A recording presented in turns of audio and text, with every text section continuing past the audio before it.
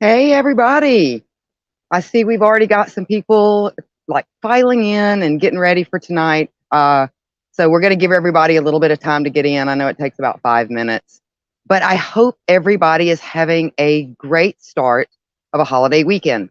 And guys, remember, stay safe and have fun. And hopefully the weather is going to be very nice in your area for all that egg hunting and stuff. So, let's just move over to the comments real quick, see who all we've got here so far, and then I'll get into a little bit of house cleaning, and then we'll get started. All right, so it looks like we have Jenny. Hi, Jenny, how are you? She says hello, and she says, looking amazing as always. Well, thank you very much. Um, I'm happy to be back. I caught the cooties last time. Actually, I think it was allergies, but I caught the cooties last time, and so I kind of we had to reschedule. So we've got John in the house. Hey, John. He has been a long time supporter of PBDC. So we're really, really glad to have him in the house. I'm so glad you're here, John. And then we've got Stephen P. Kitty Cat. And guys, if you are not up on the news, Stephen P. Kitty Cat, Spooky Tales with Steve the Cat, his new season did start Monday before last. I think it was what, the 27th, Steve? And so he has got his next episode, I believe, coming out this Monday night. So you don't want to miss that, especially if you're like a really big fan of the old, like practical effects and VHS horror. He does a lot of reviews on those, as well as some of the newer ones that you'll be able to find, like on some of these subscription services and free services. And he will, from time to time, do reviews on some of the newer movies that are on at the theater too. So really, really fun show. I love all his members over there at Spooky Tales of Steve the Cat. And then we have Justin Reynolds in the house. Hi, Justin. Justin says, in love with Facebook Live. Well, you know, we pretty much dig it too. We think it's groovy. We use a streaming service, but Facebook Live is fun too. So we're glad to have you here. Let's go ahead and get into a little bit of house cleaning. So like I said, this coming up Monday, Steve will be doing his second episode in the new season, our new season. We have got our new D&D. I believe our first campaign will start on this coming up Thursday. So we're all super excited about that.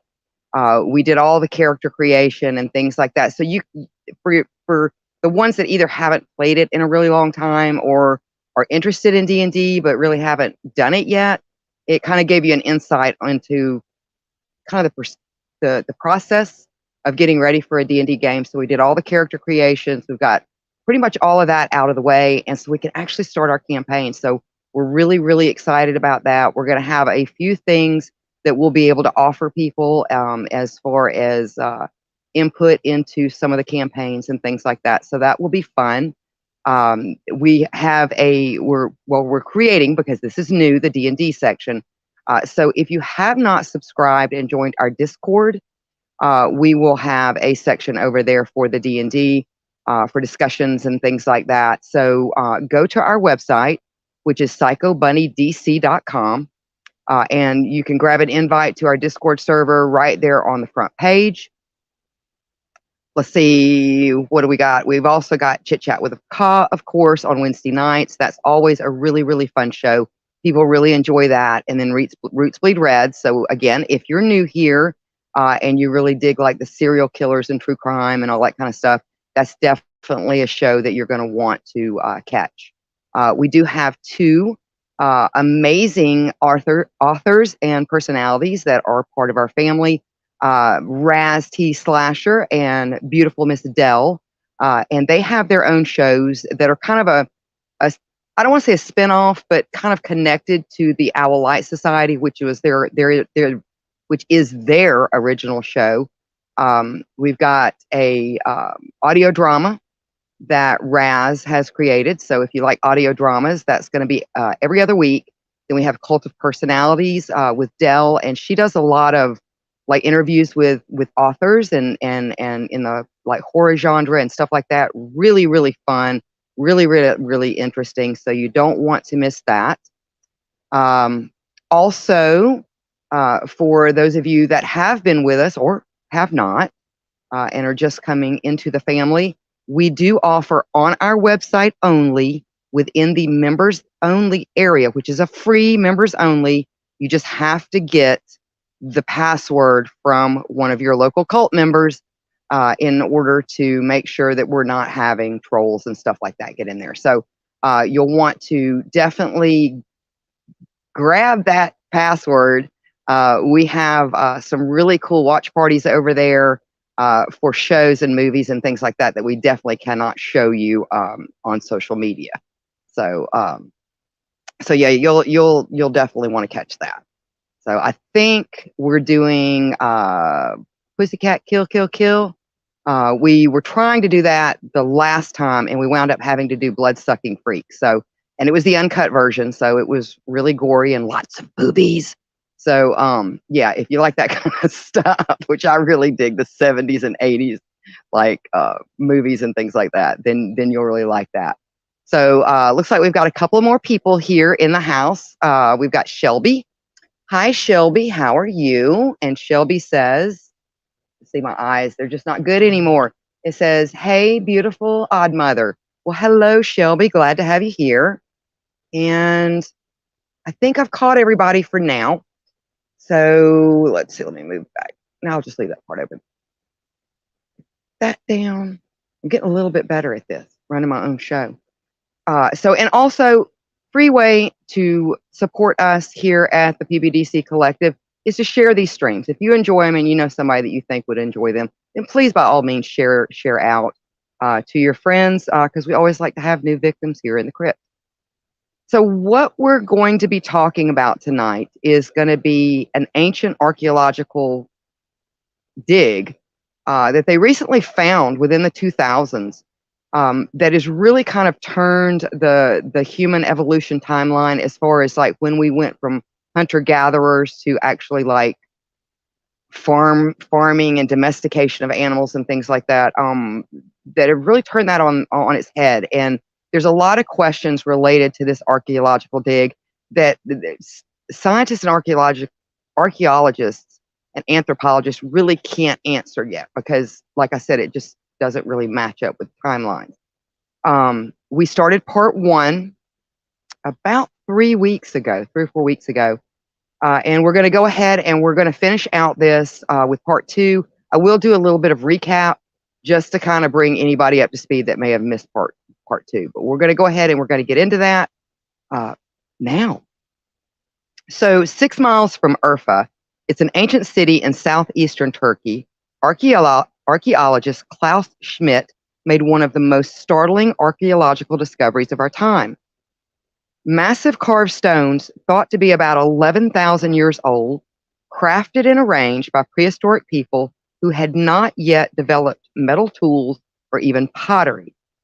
The megaliths predate the invention of the wheel and writing by about 6,000 years. So there's a lot of unanswered questions with this find that they made.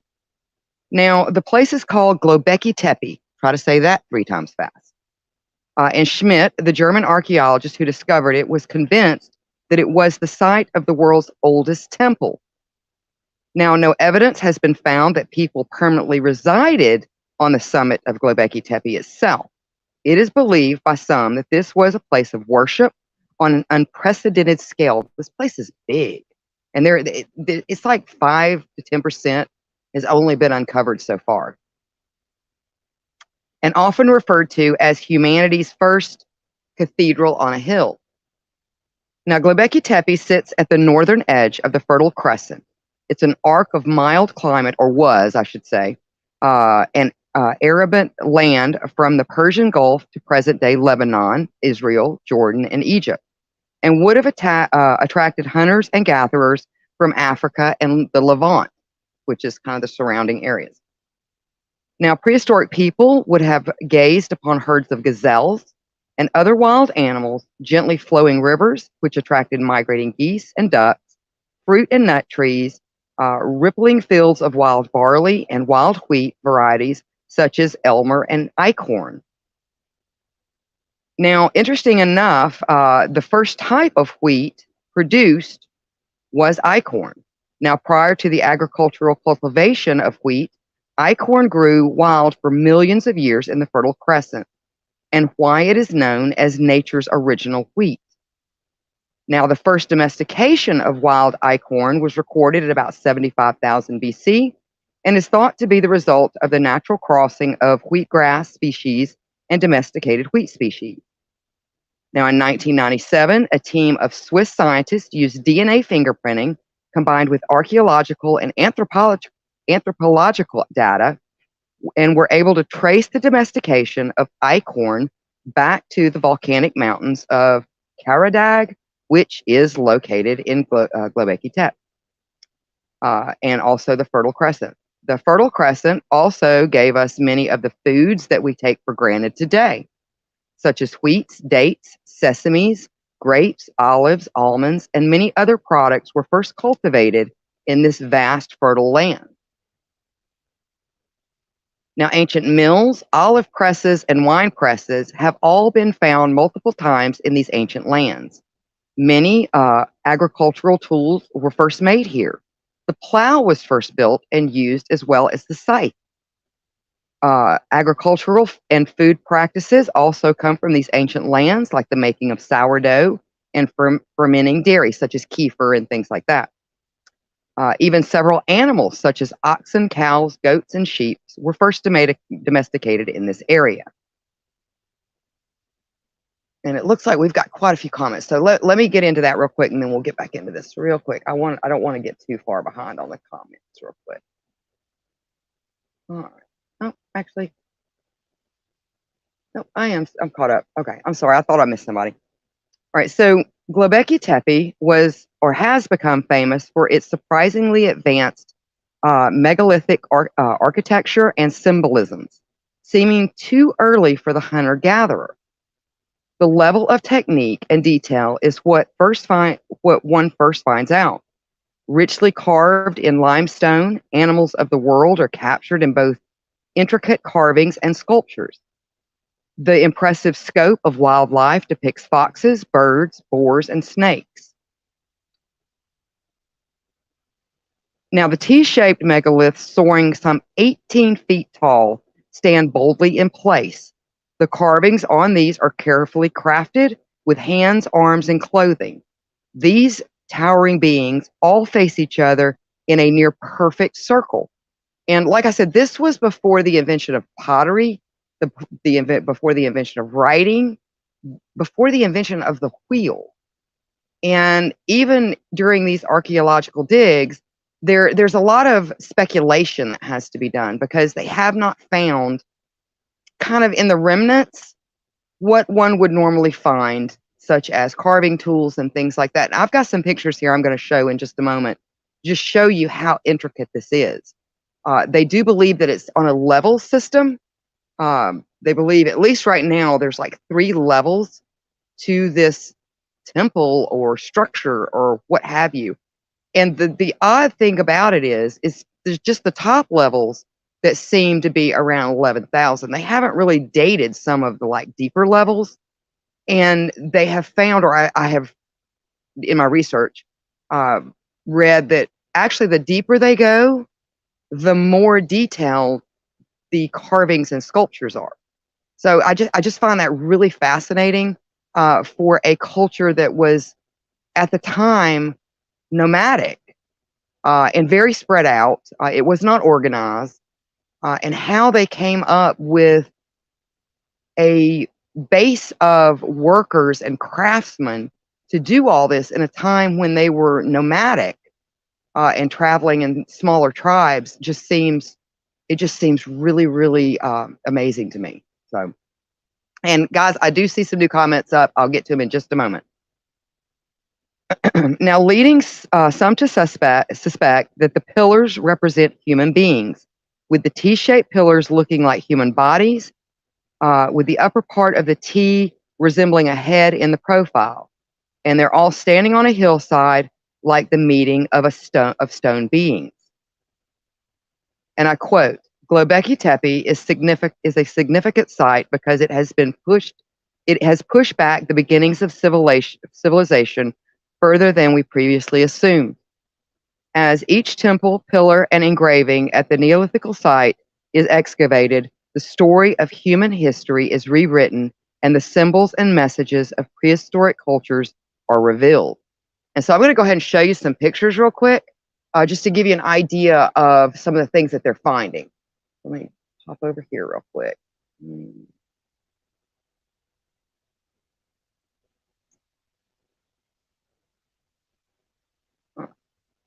So I'm just going to go through these real quick, and this is some of the things that they're finding.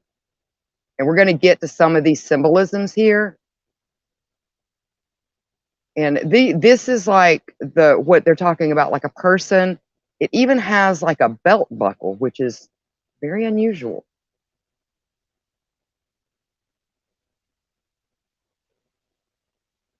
Now, this is a very significant stone right here, and we're going to get into this. There seems to be some indication that it may indicate some sort of cataclysmic event that actually could have spurred humankind into going from a nomadic hunter-gatherer into a more cultivated, domesticated society. And they've always believed that that came first as far as settling, and then the religion and the spirituality and the domestication of animals and things like that all came later. Well, this seems to indicate it may actually be flipped.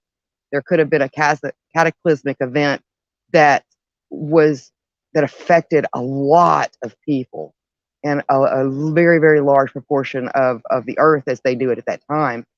And we were just coming out of the Ice Age, the dire Ice Age at that time too. So that's how far back we're talking. But we're going to get into that too. I'm going to kind of go a little bit deeper into that. And then you've got, it looks like an ox and something else there. Now, this is some of the parts that they have excavated. But like I said, it's a very, very small amount.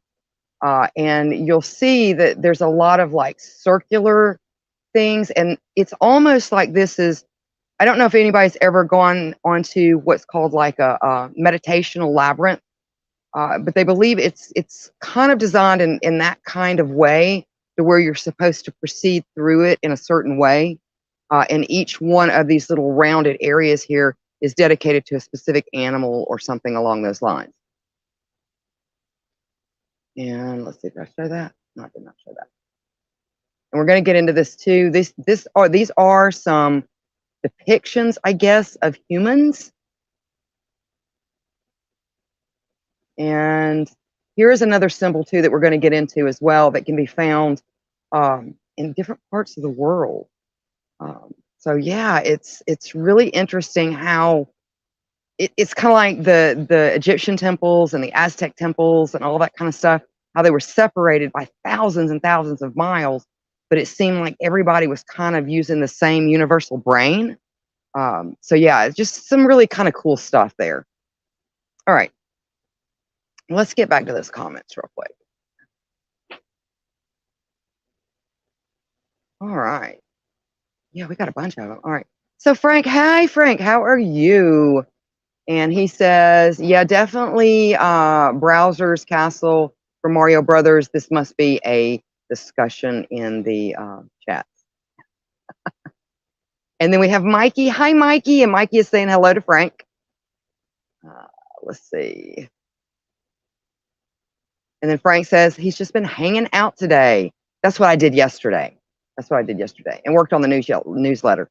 Oh, and that, guys, if you have not subscribed to our newsletter, do that. I'm working on it. PBDC Inc. kind of goes by our own time. We don't really seem to be able to keep up with calendars and time frames.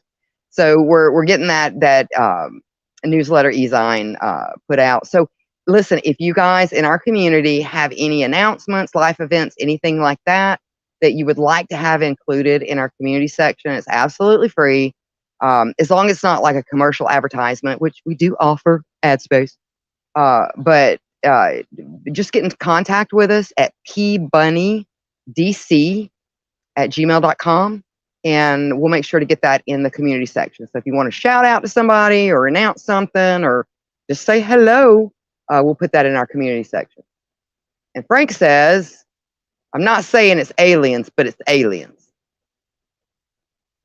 And then John says, looks like an art museum. Yeah, and that's the really, really cool thing about these human depictions or these monoliths, or they're very modern arty, you know. They're very stylish. Like there's this particular style to them that's pretty cool. Some people have said that it's like a person turned sideways because it's kind of like a T shape, but there's a curve at the top. And then some people say that it could be a person wearing some sort of cloak with like a hood. It could be aliens. You know, it's just a very odd kind of reflection of how they represented whatever these human giants were, or these giant whatever they were at that time. And we're going to get into that too. We're going to get into some fun speculation later on, because that's really all you can do. If something was built before there was writing, there's no historical documentation. So you just kind of have to go with get best guess. So it's just kind of fun. Let's see.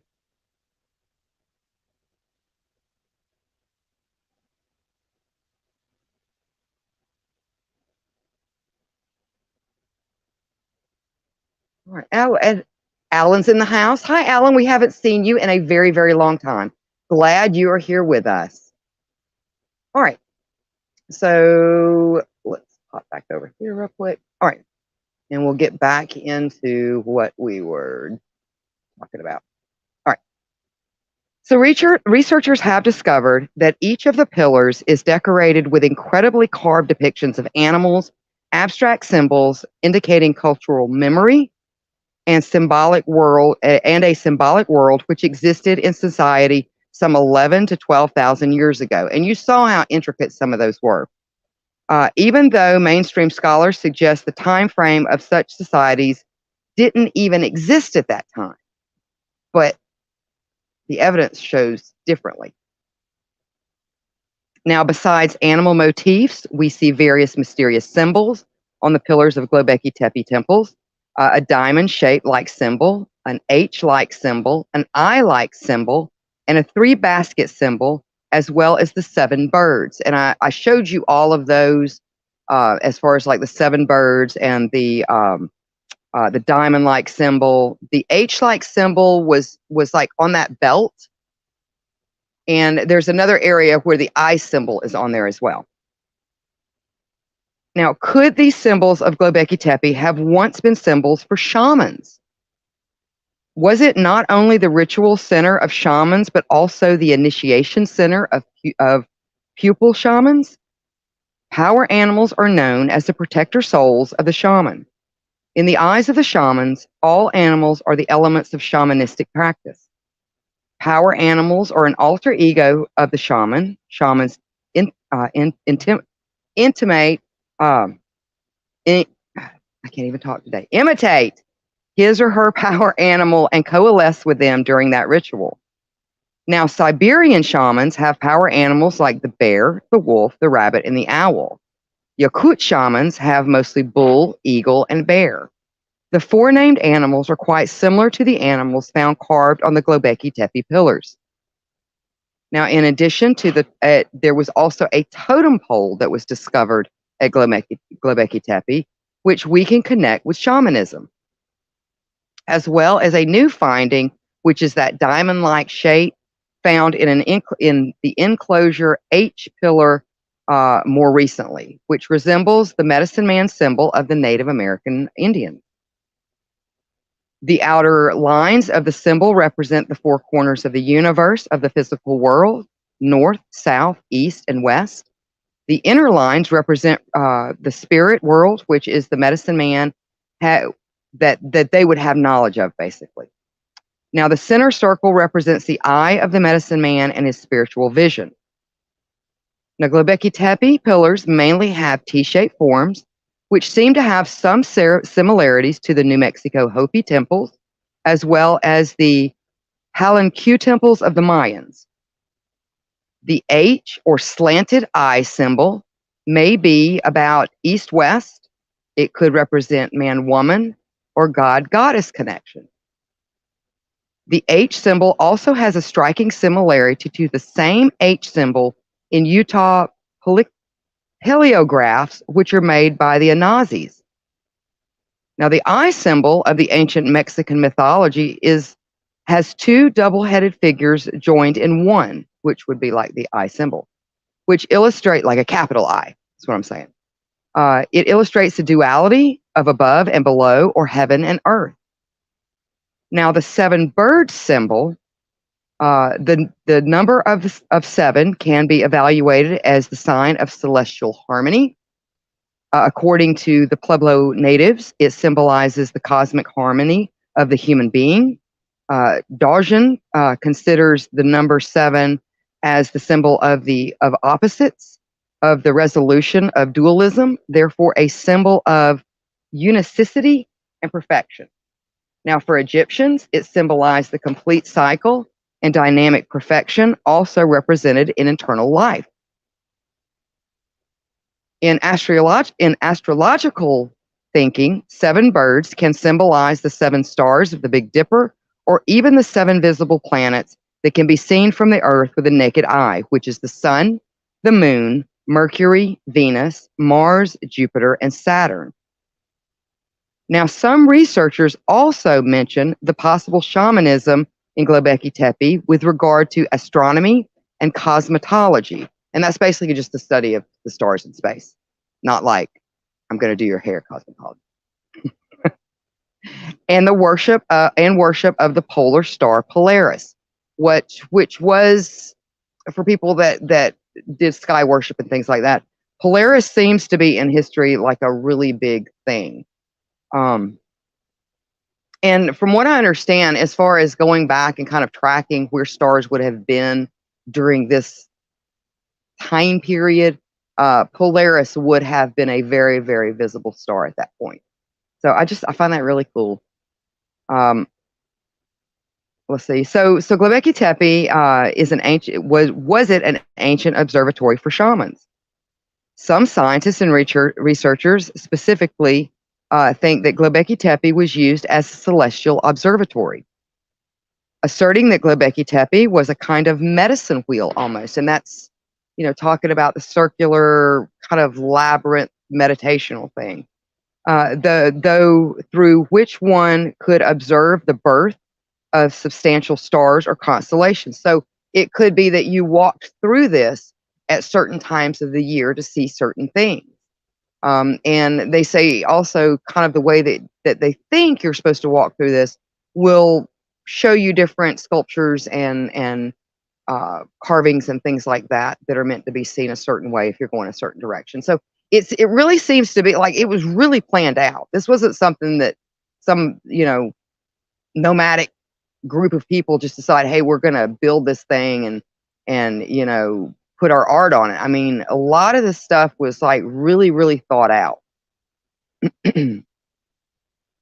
Now, one of its pillars seems to have served as a memorial to a devastating event. And that's the one, let me see if I can find it real quick.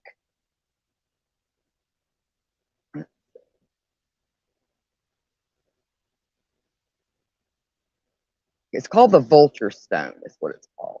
Let me pull this back up. And we talked about this a little bit. So one of its pillars seems to have served as a memorial to this devastating event, or some sort of devastating event. Probably the worst day in history since the end of the Ice Age. The carving shows signs of being cared for by the people of Göbekli Tepe for millennia, which indicates that the event they describe might have had a long-lasting impact on civilization. The carvings found on a pillar known as the Vulture Stone, which is the one that you're looking at, shows different animals in specific positions around the stone. The symbols had long puzzled scientists, but a researcher and his team of engineers discovered that they actually correspond to an astronomical constellation and show a swarm of comet fragments hitting the Earth. An image of a headless man on the stone is also thought to symbolize human disaster and extensive loss of life following the impact. To try and figure out whether that comet strike actually happened or not, the researchers, and we talked about this in episode 1, used computer models to match the patterns of the stars detailed on the vulture stone to a specific date.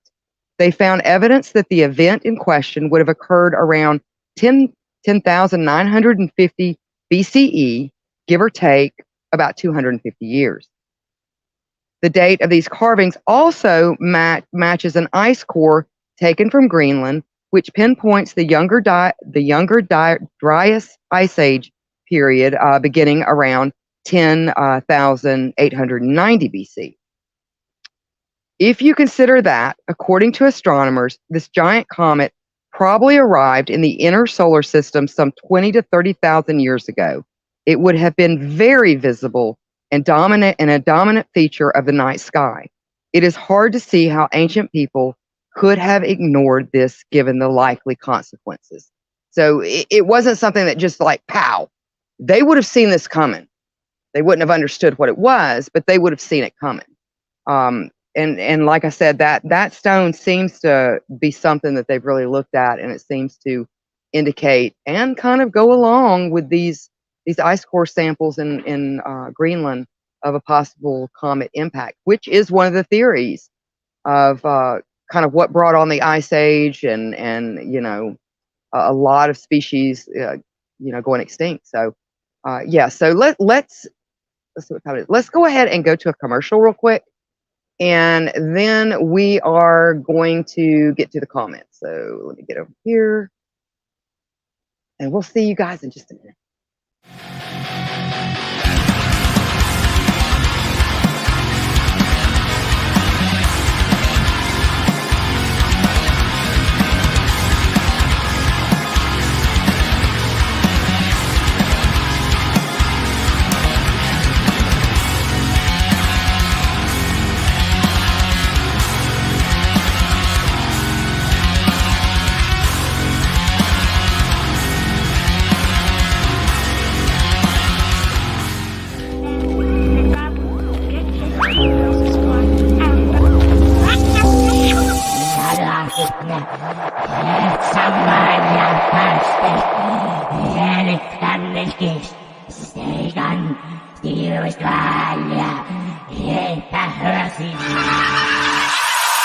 Yeah.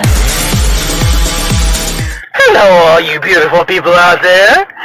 It's your boy Sleepy. And when I'm not guzzling down gallons and gallons of amazing ice cream, yes, oh, I love ice cream. Oh, hang on.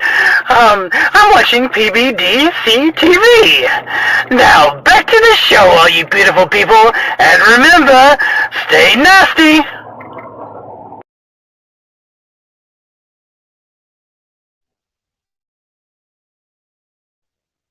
And we're back. So let's get to the comments real quick, and then we're going to press on. I'm going to really try to kind of drill down on what we're talking about. So let's see. Looks like we got a bunch of people in here while I've been running my mouth. And yeah, so Aki says cosmology versus cosmetology. Raven, hello, Raven. Raven says hi. So glad to see you here. And then John says, that's really detailed carving to survive all these years. Well, we're going to get into why it is the whole thing is in really, really good condition, because it was purposely covered up. And they don't know if they built it and covered it as they were building it and left it covered, or if for some reason at some point, whether if it were a temple, maybe religions changed, maybe something happened that they basically wanted to forget about. And we're going to get into that with some of our speculation. But yeah, it was really protected by the elements because it had been intentionally covered.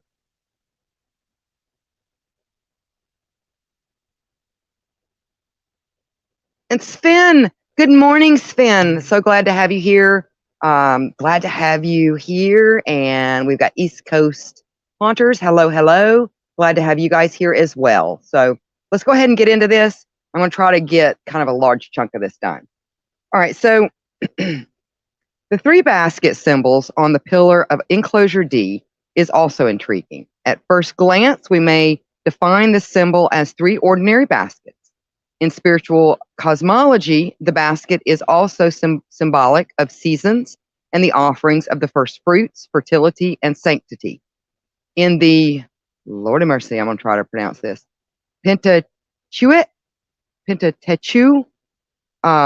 three baskets also define as 3 days. Maybe it symbolizes 3 specific days of the year. The 3 baskets could relate to the gates across the horizon at 2 solstices and the equinox point, due east and west. The pillar which the symbol is on looks up to the east direction. The motifs on this pillar, from bottom to top, may represent the travel of the shaman's spirit after death and before rebirth. When some researchers first began excavation at the 11 to 12,000 year old temple, they expected to find human burial. Instead, however, they unearthed thousands of animal bones as well as 700 fragments of human bone, more than half of which came from skulls. And you know where we're going with this one.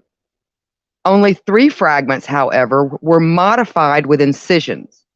One of the skulls had a hole drilled through it and contained remnants of red ochre, a pigment used for millennia in cave paintings and religious rituals.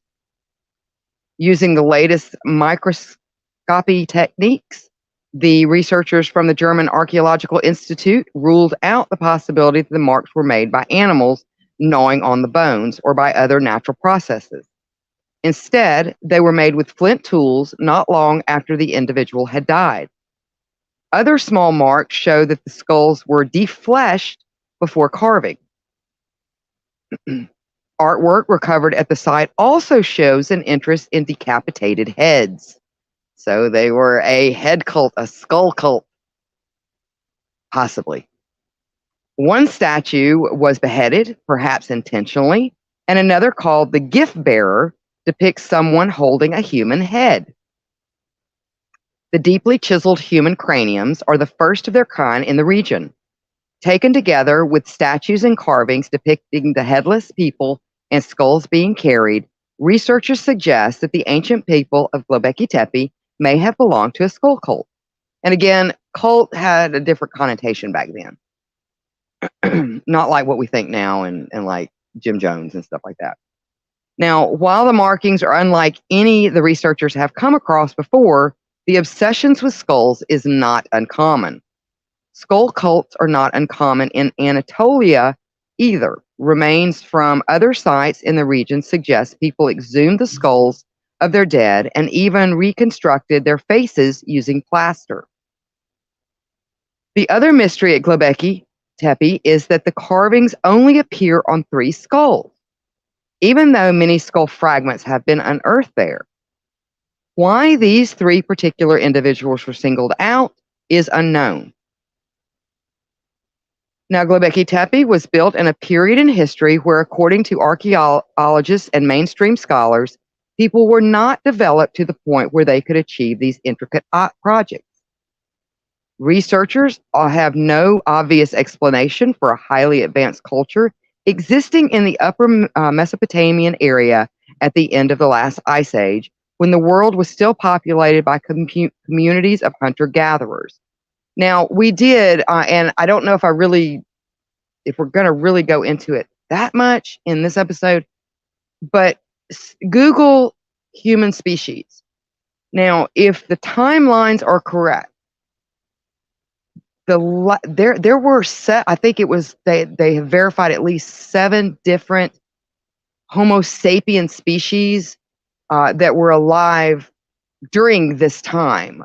They had not yet all gone extinct. So it wouldn't be a huge stretch to say that it could have been some other type of Homo sapien that just for whatever reason went extinct. And the only reason that we kind of came out on top was not because we were smarter or faster or quicker or anything like that. It was because we would breed with just about anything. And we bred very, very fast. We were like rabbits. We basically outbred all the other Homo sapiens. So, yeah. And this is where we're going to kind of get into a little bit of speculation. It's going to get a little bit deeper and a little bit deeper. So, though the book of Enoch was omitted from the Bible, now there was a race of angels that were documented. The Watchers, as they were referred to, were tasked with guarding the Garden of Eden. Now, Urfa, a location just miles from Göbekli Tepe, is said to be the legendary Garden of Eden. It was a paradise rich with flora and fauna. We must re-examine those stories and myths believed to be mere allegories to understand the implications of Göbekli Tepe. So again, there was no writing at this time. This predates writing. This predates the wheel when this was built. And you saw how they did not understand how to carve a wheel, but they could make these intricate carvings on these stones and raise 18-foot monoliths and gaze stars in a mathematical order just does not fit to me. I really do believe that society is a lot older than what we think. And again, it could have been the cataclysmic event. You know, we could have been a lot more advanced. And if something like a meteor or a comet hitting the Earth and causing basically a nuclear winter that killed off a large proportion of the population, it's very likely there was a lot of knowledge that was lost. You know, I've even heard kind of comparing that to the Dark Ages. If the Dark Ages never actually happened, we would probably be a lot more advanced at this point. It's almost like human society, for whatever reason, has to go through some sort of reset every so often. I don't understand it. And, you know, it could be Mother Nature just shaking off, you know, humankind like a bad case of fleas to keep the population down. I don't know. So it's an interesting thought.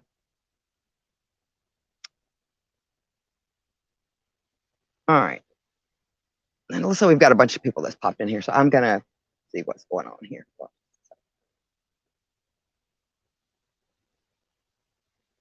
We have Chase. Hello, Chase. I don't think I have seen you here in my crypt before. Welcome, welcome, welcome. We always like new victims here in my crypt.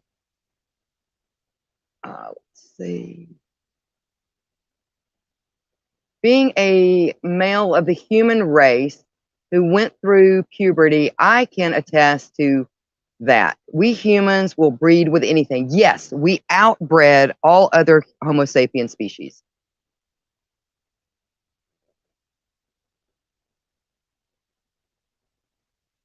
Yes, and see, Calvin agrees with you, Frank. Not saying it was aliens, but it was aliens. And then Sven says, the jungle alone will eat you alive. Hey, now, I was listening to a very interesting podcast. Did you know that there is a type of, I want to say it's bacterium, that can be found in a particular area in South America, that if the spores or what the bacterium or spore, I'm not sure exactly what it is. I want to say it's a bacterium, but it could be a spore of some kind. But if it gets in your nose, it will basically eat your face off. And once you catch it, there's really no curing it. Like the doctors can give you medicine to keep it from going any further. But yeah, it basically eats your face off, like from the outside in, like you just be a big black hole, like it would kill you. But yeah, it will eat your face off. So yes, the jungle will eat you.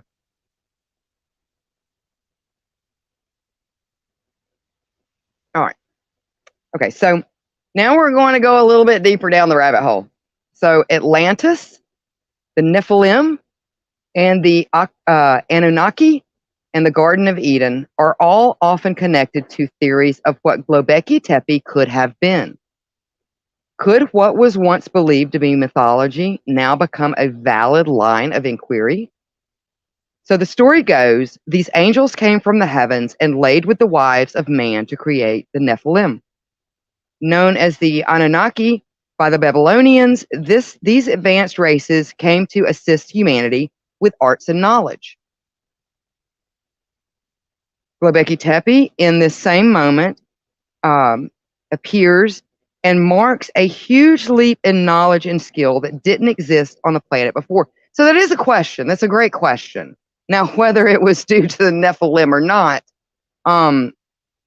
it begs to ask the question: were we a lot more advanced than what our timelines think? Now, while on Earth, the Watchers created an offspring or an offspring race known as the Nephilim. These hybrid children then descended into disarray and violence, leading to their eventual destruction and being wiped out by God. This is basically how the story goes. Could the Great Flood be the cataclysmic blow to the Nephilim? Now, the flood is a documented geological event known to geologists as the Meltwater Pulse 1b, which dated at around 11,300 years ago. So that would have taken place during this time too. So could that have been a comet strike that caused half the world to go into a nuclear winter and half the world to melt? I mean, it's very possible that could have been where the flood tales come from. I just don't know. I mean, it's interesting. It's an interesting rabbit hole to go down. Now, Noah's Ark, given the broad range of animals depicted, this monument could have been a literal recording of the flood. Göbekli Tepe lies only 350 miles from Mount Airy, where Noah's Ark is said to rest. The careful depictions of animals could be a catalog of the animals included on the ark.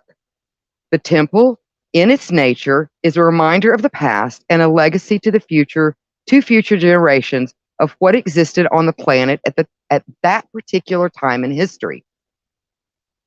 The intentional burial of Göbekli Tepe spawns even more questions, and this is kind of what I was saying to John, because he said that a lot of the sculptures and different carvings and things like that seem to be in really, really great shape to be so old. And that's because they do believe it was intentionally buried. If we expand the Nephilim possibility, the burial of Göbekli Tepe could have been the literal cover-up of this misstep of human history. Could this suggest that Göbekli Tepe was created as a way to restart society? The beginning of our civilization, when man first begins to gather and live in settlements, with the remaining peoples of the earth dispersed after the cataclysmic event and bringing their knowledge far and wide, from Egypt to Europe, from Mexico to Sumer, with advanced knowledge to further human progress and to restart humanity, which could also, if you really wanted to stretch that rabbit hole or go down even further, how we find very similar symbols within Göbekli Tepe that can be found here in the United States and other parts of the world. Again, it's just there's so many questions, and because all this dates back before writing, it's just all one big guess. Now, even if we do not go as far as supporting a biblical or alien intervention or the fall, the facts of Göbekli Tepe are a testament that challenges every assumption about the origins of humanity. Were there ancient civilizations before us? Is the history of our planet much older than anything we can imagine? And that's really the question. Now, as far as any updates, now 11 new hills near the prehistoric site of Göbekli Tepe have been discovered on a 100-kilometer or 62-mile line, so it's huge, around Göbekli Tepe in the Selef. Anyway, Göbekli Tepe. You don't need to know what province is in. Just look up Göbekli Tepe. I'm not even going to try to pronounce that word. So yeah, that's pretty much it. Now there's a whole lot more if you really, really want to get into it. Like if this really, really piques your interest and you really want to get into a lot more about it, there's all kind of information on the internet that will go down just about every rabbit hole that you want to go on. Now, if you want to, there is actually a very, very good book, and it is based on speculation, but it's based on speculation in a scientific and kind of archaeological and anthropological point of view. And we have got, if you'll go to our website, which is Psycho Bunny DC, go to the shop area in the drop-down menu. We do now have links that we can offer you. That's like a quick link to some of the book recommendations based on some of the topics and things like that we talk about on our shows and streams. So there is a very, very good one that I've got put up that I personally curated as far as if you really want to read more about it, you can just click on that link and buy it. I don't think it was very expensive.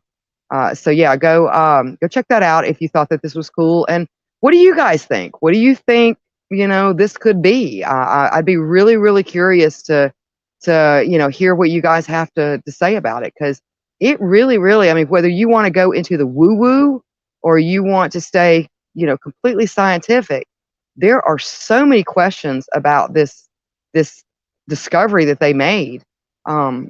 It's just really, really hard to answer. And so far, at least as I know, this is the oldest temple or structure or what have you. It predates the pyramids. Like I said, it predates writing and the wheel. And so far, this is the oldest monoliths that they have found. Older than Stonehenge, older than all of them. So, yeah, so we got a couple of more minutes. I did finish up a little early. Let's see what everybody else has got to say real quick.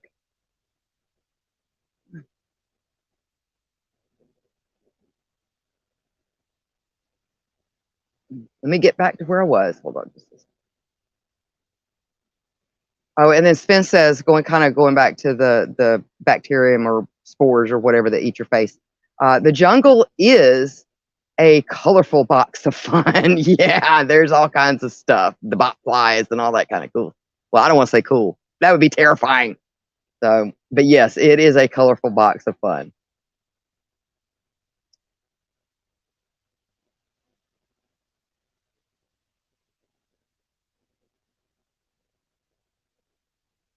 Well, I don't know if it was Andre the Nephilim. It could have very well been, or maybe one of his predecessor or one of his family members. I don't know.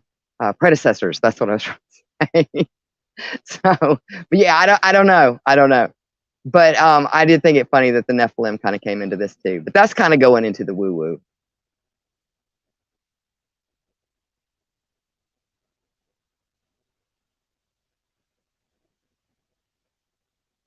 So I'm assuming that you're referring to either A, aliens, or B, the Nephilim.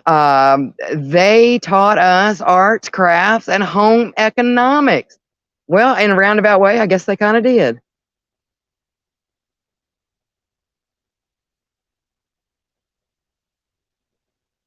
Let's see.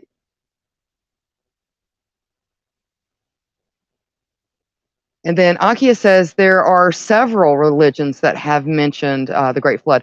Well, like I said, and I want to say that there's evidence of like water penetration even with where the Sphinx is located. And the Sphinx is kind of cool too, because getting into Göbekli Tepe, you kind of run across other like structures, ancient structures and things like that. And they do believe that the Sphinx is a lot older than what we thought. But yeah, it is mentioned a lot in a lot of other like religious references and things like that. And like I said, it looks like there's some, archaeological evidence to suggest that some sort of flood did actually happen. And again, whether it was caused by a meteor or a comet strike that would have caused maybe some parts of the world to overheat, like close to where it hit. Since it did hit in Greenland, I mean, that's pretty much the North Pole for all intents and purposes. So it very well could have melted that whole area. So yeah, I can, and then throwing everybody else into a nuclear winter. So it's very probable, I would think.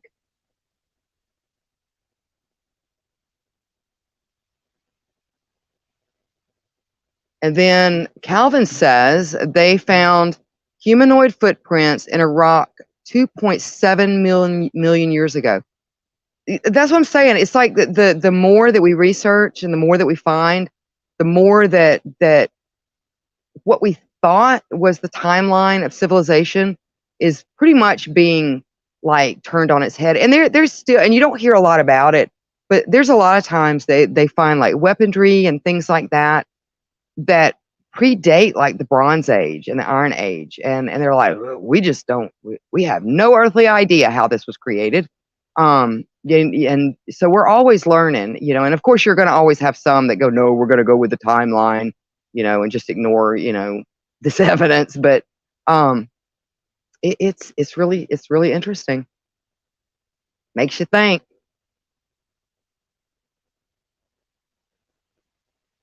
And then John says, could the Great Flood just be the melting of the Ice Age glaciers? I don't know, John. I mean, like I said, I like to study a lot of this kind of stuff, but I'm by no means an expert at all. I would think, though, based on what we know about the end of the Ice Age and the glacier melting, it didn't happen that fast. It took a very, very long time for the glaciers to kind of move and slide and create the mountains and the ridge lines and all that kind of stuff. So I really don't know. It's a possibility. But it seems to me like such a devastating thing to happen. It seems like it would have happened much quicker, I would think. But again, I could be wrong. I don't know.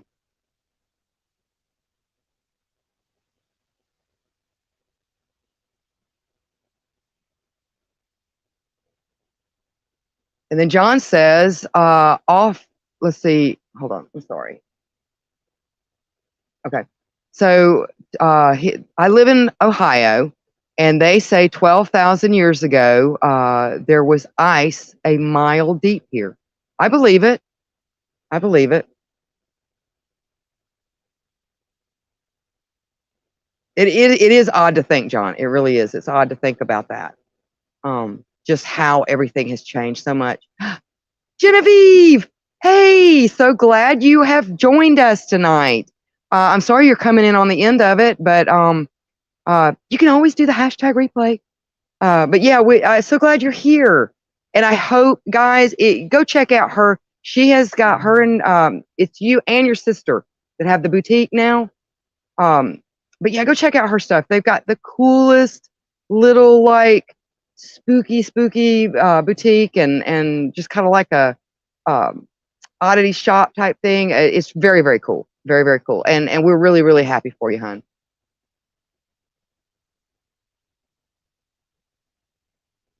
And then Frank seems to think that it was demonic aliens. Possible.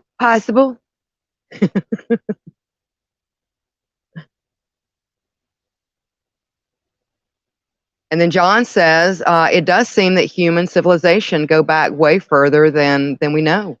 I would agree with you. Absolutely. I would agree with you. There's just too many unanswered questions. But they're finding stuff to suggest that is very, very true, that we don't know half as much as we think we know about ancient civilization.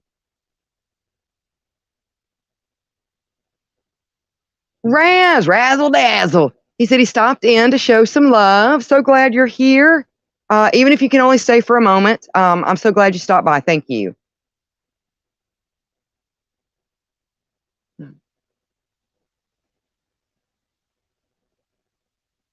Yeah, I don't even know if I want to see that. I saw a video of a howler monkey that was infested with botflies. Yeah, and if I'm not mistaken, like some of those botflies, like down in the Amazon, like they can bite you and you're having to pop those things out of your skin within like 2 or 3 days. Wouldn't that be awful? Ooh.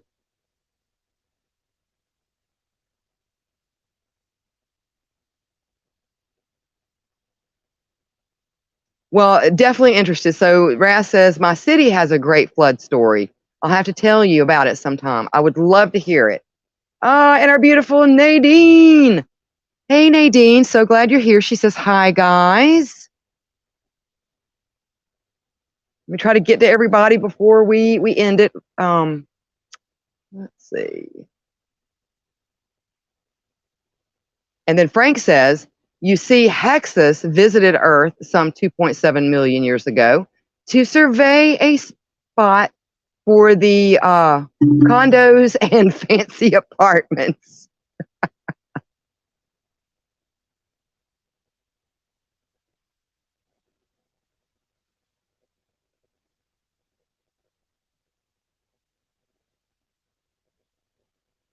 All right, I think we're just about caught up. We are. All right, guys. So I hope you enjoyed that. I'm not sure what my topic will be next time, but you know what? You know what? If you go to our website and get the invite for our Discord, you can suggest topics on our Discord server. Be part of the conversation. So there, yeah, man. So yeah, do that. If you really want me to cover a topic, let me know. I can't promise you that it will be the next topic, but I definitely keep a list of topics that people have suggested to me.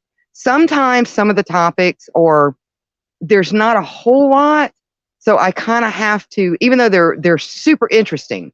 I usually have to save those for like when we're doing one of the shows where we talk about a couple of different things during the show. I'll have to save them for that. But yeah, if you've got a topic that I haven't covered yet that you think is just really cool or mysterious or, whatever, definitely, let me know, and join our Discord. You can let me know there. There's even a place to suggest shows and things like that, which people have done. So, and we're going to be working on those next time. I'm just not sure which ones I'm going to do yet. So like for the next show. But anyway, I had such a fun time tonight.